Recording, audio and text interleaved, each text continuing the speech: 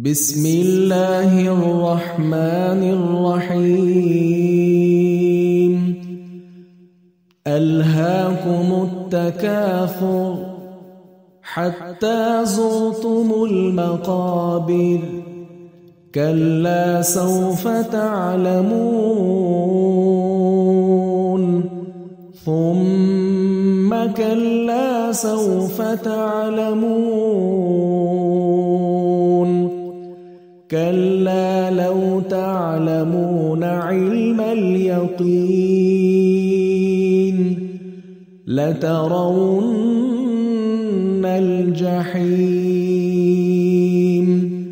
ثم لترونها عين اليقين ثم لتسألن يومئذ عن النعيم.